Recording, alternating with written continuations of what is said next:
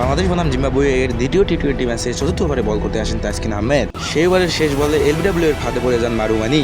আম্পায়ারের কাছে আউটের আবেদন করেন তাসকিন আহমেদ, কিন্তু আম্পায়ার তাসকিন আহমেদের আবেদনে সাড়া দিচ্ছিল না, যার ফলে তাসকিন আহমেদ অধিনায়ক নাজমুল হোসেন শান্তকে রিভিউ নেওয়ার জন্য অনুরোধ করে। তাসকিন আহমেদের কথায় সাড়া দিয়ে রিভিউ নিয়ে ফেলেন অধিনায়ক নাজমুল হোসেন শান্ত, যার ফলে থার্ড আম্পায়ারের কাছে রিভিউটি ট্রান্সফার করেন অন ফিল্ড আম্পায়ার।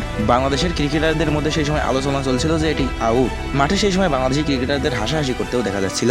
অধিনায়ক শান্ত ও তাসকিন সবাইকে বলছিল যে এটি আউট, এবং রিভিউতে দেখা যায় বলটি ব্যাটের সাথে কোনোভাবে লাগেনি এবং সেখানে কোনো স্পাইক ছিল না, এবং বলটি সরাসরি প্যাডে লাগে, আর এখানে ক্লিয়ারভাবেই স্পাইক দেখা যাচ্ছিল। এরপর স্ক্রিনে যখন হকাই নিয়ে আসা হয় তখন দেখা যায় বলটি সোজাসুজি স্টাম্পে হিট করছে, যার ফলে এটা আর কারো বুঝতে বাকি থাকে না যে এটি ক্লিয়ার আউট। হকাইয়ে এমন দৃশ্য দেখে অনফিল্ডে থাকা আম্পায়ার মাসুদুর রহমান মুকুল আঙ্গুল তুলে আউট ঘোষণা করেন, আর তাসকিন আহমেদের এই ফাঁদে পড়ে মাত্র 4 বল থেকে 2 রান করে আউট হয়ে যান মারুয়ানি।